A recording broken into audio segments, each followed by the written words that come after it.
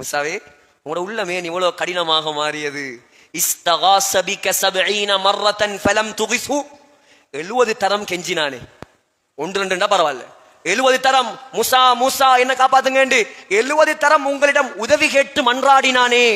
ஃபலம் துகிஸு, நீங்க அவனை காப்பாத்தலே, அவனுக்கு உதவி செய்யலே. அல்லாஹ் சொன்னானாம், அவன் பாவிதான், அவன் பயங்கரவாதி தான், என மார்க்கத்தை மறுத்தவன் தான். ஆனால் மூசா மூசா என்று 70 தரம் கத்தின வாயால் லவிஸ்தகாஸபி மர்ரத்தன், ஒரு தரம் அல்லாஹ் என்ன காப்பாத்து என்று சொல்லி இருந்தால் நான் அவனை காப்பாத்தி இருப்பேன். அவன் தான் அல்லாஹ், அவன் தான் அல்லாஹ். அது மட்டுமில்ல, மூசா கியாமத் நாள் வரைக்கும் பூமியை யாருக்கும் வழிபடாமல் நான் ஆக்கி இருப்பேன்.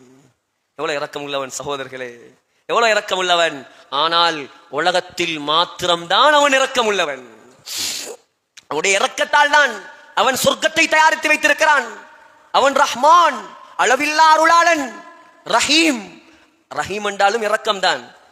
ஆனா உலகத்துல ரஹ்மானா இருப்பானாம், ஆகிரத்துல ரஹீமா மாறிடுவானாம்.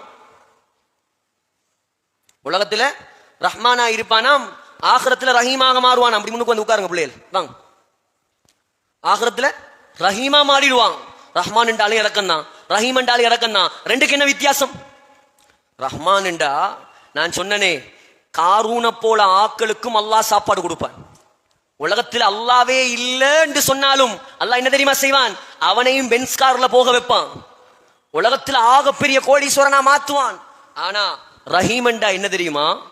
ஆகிரத்துல யாரு நல்லவங்களா வாரீங்களோ, யாரு தொழுகையோட வாரீங்களோ, யாரு தாவத்தோட வாரீங்களோ, யாரு ஹராத்த தின்னாம வாரீங்களோ, யாரு வட்டி எடுக்காம வாரீங்களோ, அப்படியான மக்களோடு மட்டும்தான் இரக்கம் காட்டுவான். பாவிகளோடு இரக்கம் காட்டவே மாட்டான். அல்லாஹ் எவ்வளவு இரக்கம் உள்ளவன் சகோதரர்களே. அவனுடைய இரக்கத்தை அடையும் மாதம் இந்த ரமலான். அவனுடைய தண்டனைய நம்மளால தாங்கேலாது, அவனுடைய நரகத்தை நம்மளால தாங்கேலாது. அதுக்காக தான் இந்த மாதத்தை அல்லாஹ் விசேஷமாக நரக விடுதலை மாதமாக வைத்திருக்கிறான். எவ்வளவு முடியுமோ கெஞ்சி கெஞ்சியாவது நரகத்தை விட்டு பாதுகாப்பு தேடுங்க. சாதாரண நெருப்பல்லாது, நாம நினைக்கிற நெருப்பல்லாது, நாம நினைச்ச நெருப்பல்லாது. ஹல் அதாக ஹதீசுல் காஷியா. ஒவ்வொரு நாளும் வெள்ளிக்கிழமை இமாம் ஓதுறாரா இல்லையா? அர்த்தத்தை விளங்கி நீங்க தொழுகையில் அழுவீங்க நீங்க எல்லாம். ஹல் அதாக ஹதீசுல் காஷியா. அல்லாஹ் சொல்றான், அல்லாஹ் நபியை பார்த்து கேட்கிறான், நபியே காஷியாவுடைய செய்தி வந்ததா?